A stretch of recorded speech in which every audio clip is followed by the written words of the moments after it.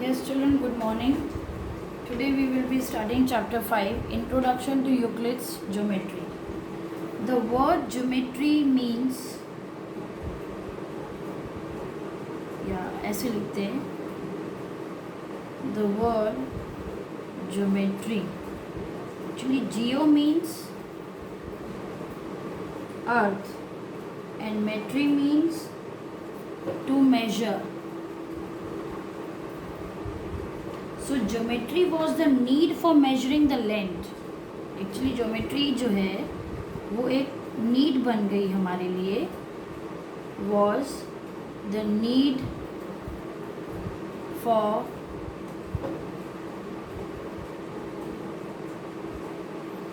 measuring land. Okay ऐसा क्यों? क्योंकि जो एंशियंट सिविलाइजेशन में थे, इस ब्रांच को, मैथ्स की इस ब्रांच को बहुत अच्छे से पढ़ा गया. चाहे वो इजिप्ट हो, बेबीलोनिया हो, चाइना हो, इंडिया हो, ग्रीस हो, इनकैस हो, यहाँ के लोगों ने इसे बहुत ही प्रैक्टिस किया इन प्रॉब्लम्स को, which required the development of geometry in various ways, जिसकी वजह से ज्योमेट्री के डेवलपमेंट की ज़रूरत पड़ी. हुआ कैसे था? पहले एक्चुअली जो रिवर नाइल है वो ओवरफ्लोड हो गई थी, तो फ्लड आ गया तो जो बाउंड्रीज थी वहाँ की जगहों की वो मिट गई थी. उसे रीड्रॉ करना था, दोबारा ड्रॉ करना था. तो मेजरमेंट ये वो कैलकुलेशन करने थे उन्हें, सिंपल एरियाज़ को कैलकुलेट करना था, कंस्ट्रक्शन करना था. तो इन सब के लिए उन्हें ज्योमेट्री की ज़रूरत पड़ गई, और ज्योमेट्री की ज़रूरत पड़ गई तो उन्होंने कुछ फॉर्मूले बनाए.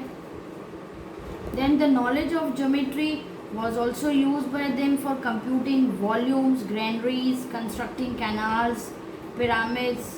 इससे फिर जो टेक्निक्स ज्योमेट्री की आई नई तो उन्होंने इनको वॉल्यूम्स कैलकुलेट करने में, कैनाल कंस्ट्रक्ट करने में, पिरामिड्स कैलकुलेट करने में, कंस्ट्रक्ट करने में यूज़ किए. फिर एक बार फिर यूक्लिड जी आए, हमारे mathematician.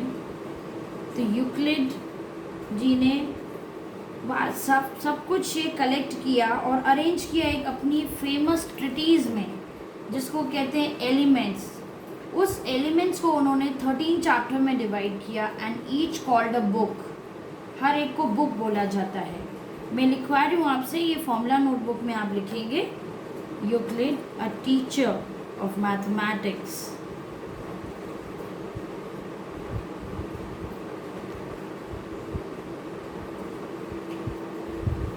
At Alexandria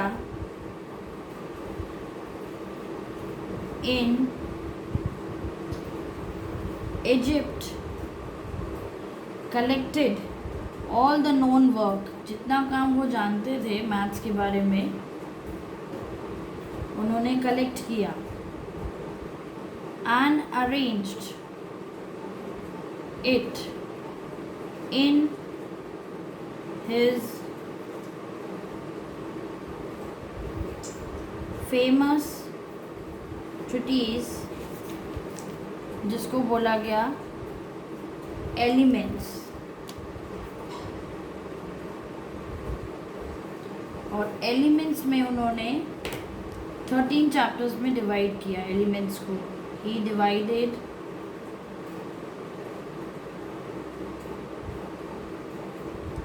the elements into, बेटा ये सब आपको MCQ ट्रू फॉल्स में काम आ सकता है, फिल इन द ब्लैंक्स में.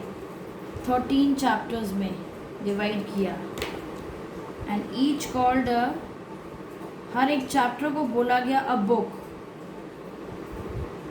Each called a book. तो इन बुक्स ने इन्फ्लुएंस किया पूरे वर्ल्ड के अंडरस्टैंडिंग को, और उसको ज्योमेट्री आ गई, फिर डेवलप की गई for the new generation to come. Okay, अब उन्होंने, यूक्लिड ने 3 स्टेप्स भी दिए. अब what is 3 steps?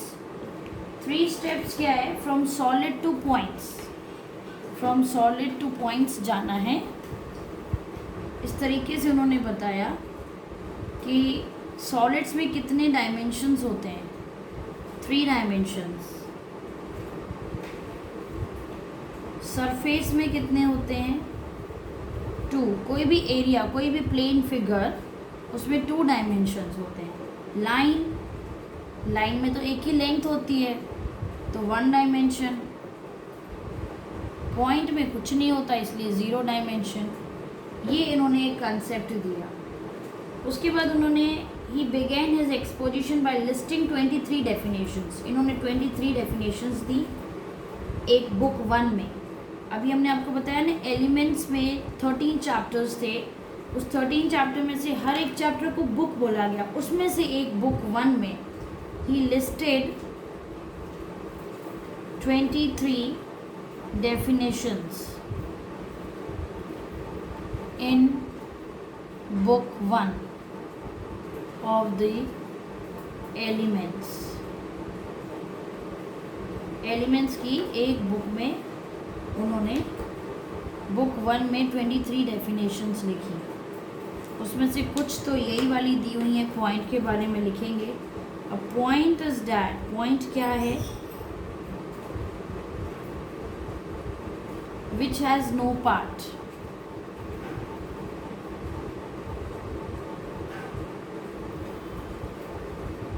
A line क्या है?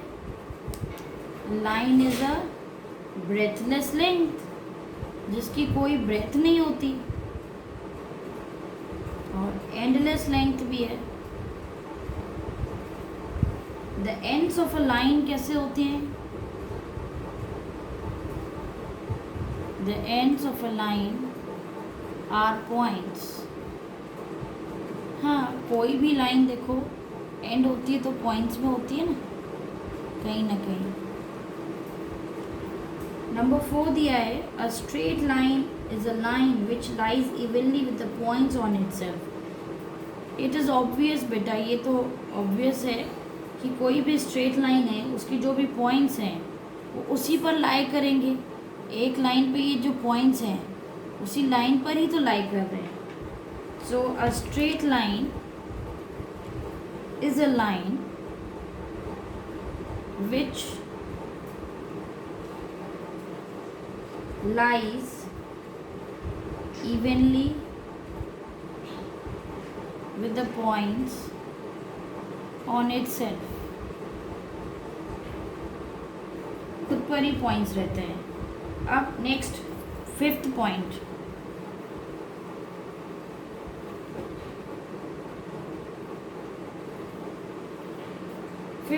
है अ सरफेस के बारे में कि सरफेस क्या है। सरफेस एक 2 डायमेंशनल प्लेन है।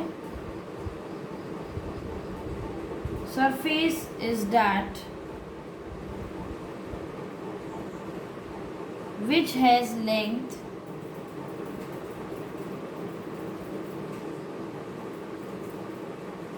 and breadth only. The edges of surface, कोई भी बेटा प्लेन है या सरफेस है तो उसके जो एजेस हैं, तो एजेस कैसे होते हैं? लाइन्स ही होंगी ना ऑफ अ सरफेस। जैसे कि आप बुक ले लो, ठीक है, ये चलो मैं आपको एक बुक दिखाती हूँ। ये बुक है, ये इसका सरफेस है। इसका ये वाला जो पोर्शन है ये क्या है? ये लाइन्स ही तो है। ये देखो, फिर दूसरे सरफेस से जॉइंट है, उसमें भी जो जॉइंटर है वो लाइन ही है। I hope it is clear. फिर है 7th point, a plane surface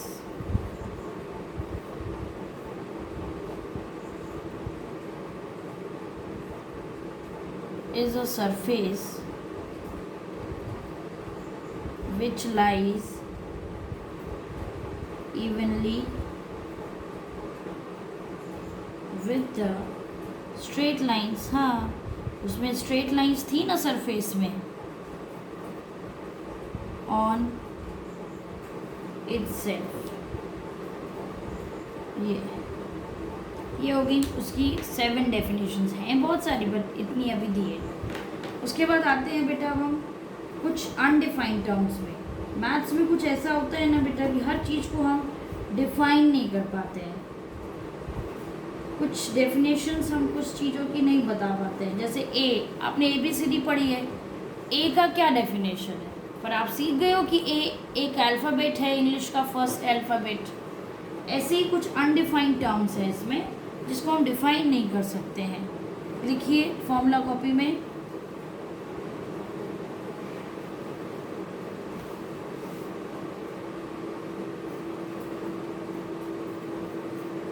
undefined terms।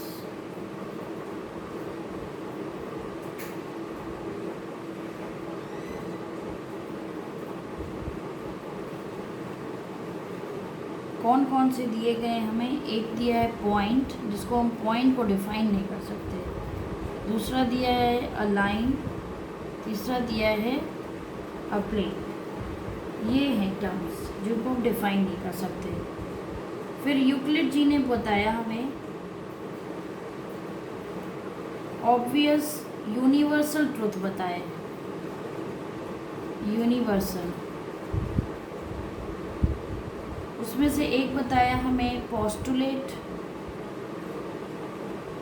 और एक बताया एक्सियम। अब पोस्टुलेट और एक्सियम में क्या फ़र्क है? पोस्टुलेट क्या है, ज्योमेट्री से रिलेटेड है, स्पेसिफिक टू ज्योमेट्री, और ये ज्योमेट्री से स्पेसिफिक नहीं है, ये ऑल ओवर चलता है। अब हम आपको 7 एक्सियम्स लिखवाएंगे।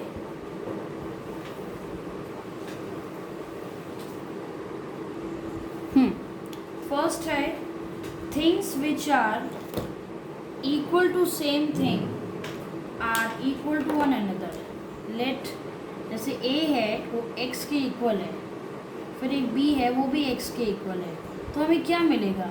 हमें मिलेगा ना कि a और b भी इक्वल हैं, क्योंकि दोनों ही सेम थिंग के इक्वल हैं। ओके, फिर equals are added to equals, the wholes are equal. हाँ, यदि हमारे पास कोई x और y इक्वल है, इस इक्वल में मैंने 2 ऐड कर दिया दोनों तरफ, तो भी तो इक्वल है। क्या फ़र्क है? चलिए मैं आपको एक और एग्जांपल देती हूँ। एक 5 है और एक 4 + 1 है, दोनों ऑलरेडी इक्वल हैं ही। अब मैं इसमें कुछ ऐड कर रही हूँ, 4 + 4। क्या +4 करने पे दोनों इक्वल नहीं है? हैं, ये 9 है, ये भी 9 है। ये चीज़ है, यानी दोनों साइड ऐड करने पर कोई फ़र्क नहीं पड़ता है। फिर if equals are subtracted from equal, reminders are equal, ये वही चीज़ है। यदि 5 और 4 + 1 इक्वल थे, अब मैंने दोनों साइड सब्ट्रैक्ट किया, 3, आंसर क्या आया? 2, दोनों तरफ 2 आया, रिमाइंडर जो आया वो भी इक्वल आया। Fourth, things which coincide with one another are equal. अच्छा देखिए, बहुत ईजी है, ये 2 पेन ले रही हूँ, ये दोनों एक दूसरे को कोइंसाइड कर रहे हैं, तो इक्वल ही नहीं हुए, एक दूसरे के ऊपर कोइंसाइड कर रहे हैं। ठीक है, तो जब कोइंसाइड करें, मान लो जैसे ये ले लिया मैंने, बना देती हूँ, ग्रीन कलर की लाइन है और उसके ऊपर रेड कलर की लाइन है, पूरा पूरा कोइंसाइड हो गया। कोइंसाइड का मतलब होता है कि दिखे नहीं। फिर जैसे ये मैंने अपने हैंड्स को ओवरलैप कराया, अब देखो मेरा दूसरा हाथ क्या ऊपर से दिख रहा है आपको? नहीं दिख रहा है, ये पूरा पूरा कोइंसाइड हो गया। तो जब कोइंसाइड करती हैं 2 चीज़ें, तो वो आपस में इक्वल भी होती हैं। ठीक है, अब next, now see children, 5th, whole is greater than the part. सही बात है, कोई भी होल है, ये पूरा सर्किल है, इसका एक छोटा सा पार्ट लेती हूँ, तो ये होल बड़ा ही है ना इस छोटे से पार्ट से। अपने सर्किल का सेक्टर लिया है, या कोई रेक्टेंगल ले लिया, इसका एक छोटा सा हिस्सा ले रही हूँ, ऑफ कोर्स ये बड़ा है। तो ये चीज़ तो क्या है, यूनिवर्सल ट्रुथ है। तभी तो हमने बताया ना आपको, एक्सियम्स क्या है, सिर्फ ज्योमेट्री से रिलेटेड नहीं है, ये सब फील्ड से रिलेटेड है। Things which are double of the same thing are equal to one another. a = 2x है, b = भी 2x है, तो आपस में a और b भी बराबर होंगे। Things which are half of the same thing are equal to one another. अब a = x/2 है और b भी x/2 है, तो हमें a और b भी इक्वल मिलेंगे। ठीक है, सो ये हमारे एग्जाम्स खत्म हुए। अब हम नेक्स्ट वीडियो में आपको पोस्टलेट समझाएंगे। Thank you children.